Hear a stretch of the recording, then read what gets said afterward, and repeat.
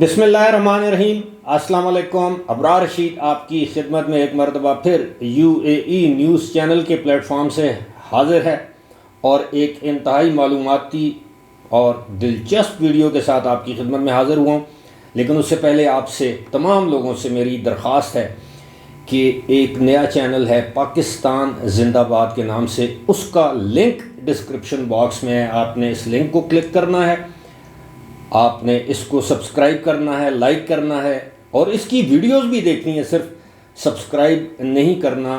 اس channel پر آپ کو انتہائی معلوماتی، سپورٹس کے حوالے سے، کلچر کے حوالے سے، کھانے پینے کے حوالے سے، ٹورزم اور ٹریول کے حوالے سے آپ کو ویڈیوز ملیں گی اور یقیناً آپ انجوائے کریں گے، اور مجھے امید ہے آپ اس چینل کو ضرور سبسکرائب کریں گے جس کا لنک ڈسکرپشن باکس میں موجود ہے۔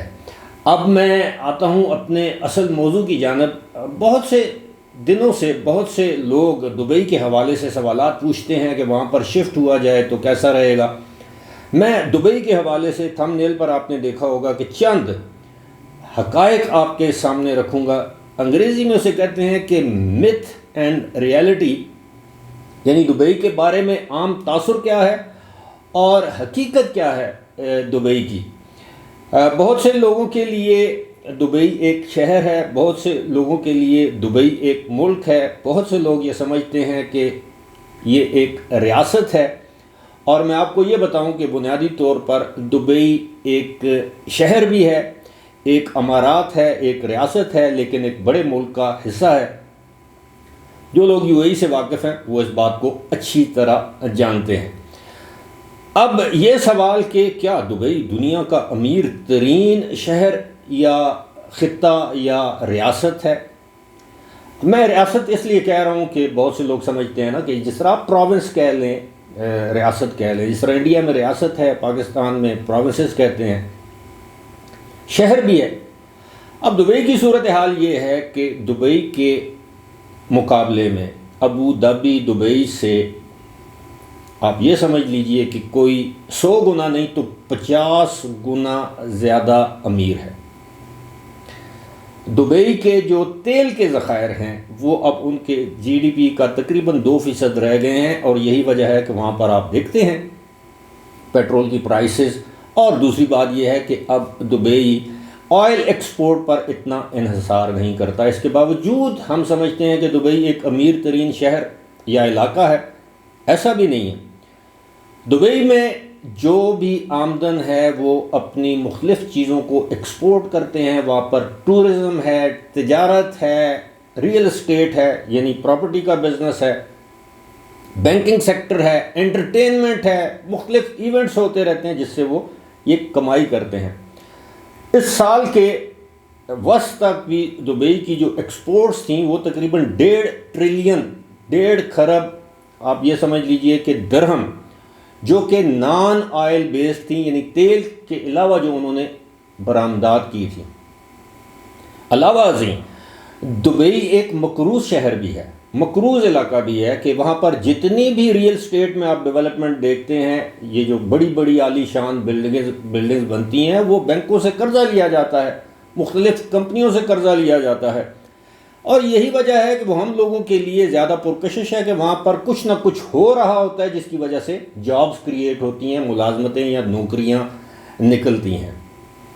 لیکن اگر دبئی کا موازنہ لندن سے، نیو یارک سے، پیرس سے، دیگر جو مغربی ممالک کو تو آپ ایک طرف رکھیں، لیکن اگر دبئی کا موازنہ صرف ابو ظبی سے کریں تو ابو ظبی کے مقابلے میں دبئی کچھ بھی نہیں ہے۔ ماضی میں بھی ہم نے دیکھا ہے کہ جب بھی دبئی پر کوئی مشکل معاشی صورتحال آئی تو دبئی کی مدد جو ہے وہ ابو ظبی نے کی، یعنی ابو ظبی کے حکمران بھی ہیں، وہ اس وقت دبئی کے صدر بھی ہیں، شیخ محمد بن زائد، تو وہ ان کی مدد کرتے ہیں۔ یہ جو برج خلیفہ آپ کو نظر آ رہا ہے، اس کے پیچھے بھی ایک بڑی کہانی ہے۔ یہ پہلے اس کا نام کوئی اور تھا، شاید برج دبئی تھا یا کچھ اس قسم کا، لیکن بعد میں جب ان کے پاس ان کو سمجھ آئی کہ اس پر تو سرمایہ درکار ہے، تو پھر انہوں نے شیخ خلیفہ مرحوم جو اسی سال انتقال کر گئے تھے، جو وہاں کے صدر بھی تھے، پھر ان کے نام پر انہوں نے برج خلیفہ قائم کیا۔ اب آپ ہم لوگ بلڈنگز دیکھتے ہیں، ہم لوگ وہاں کی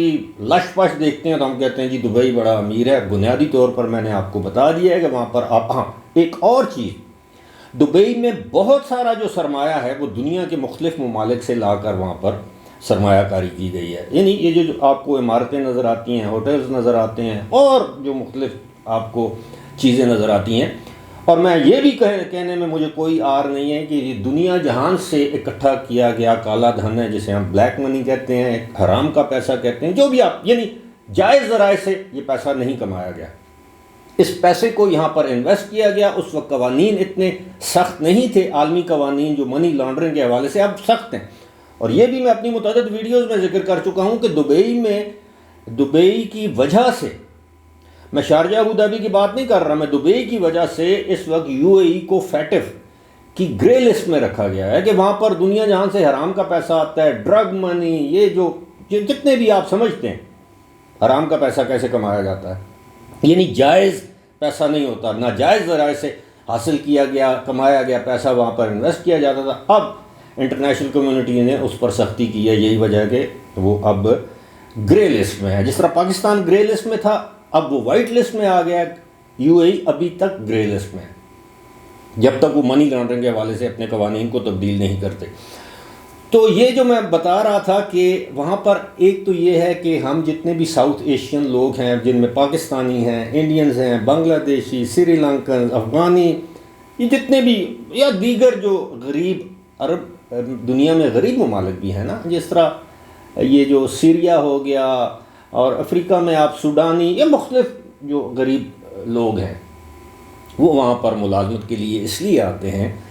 ایک تو یہ ہے کہ محفوظ علاقہ ہے، دوسرا یہ ہے کہ آسانی سے ویزا مل جاتا ہے، تیسری بات یہ ہے آسانی سے نوکری مل جاتی ہے، چوتھی بات یہ ہے کہ قریب ہے۔ خدا نخواستہ آپ کے گھر میں کوئی مسئلہ ہو گیا تو انڈیا پاکستان میں 1.5 گھنٹے سے لے کر 3 گھنٹے زیادہ سے زیادہ سفر ہے پاکستان میں دبئی سے، تو یہ وجہ ہے۔ اور پھر یہ ہے کہ وہاں پر ہماری زبان بولی جاتی ہے، سمجھی جاتی ہے۔ اور ایک اور بات جو دبئی کے حوالے سے میں بتا دوں کہ دبئی کی اپنی آبادی تو نہ ہونے کے برابر ہے۔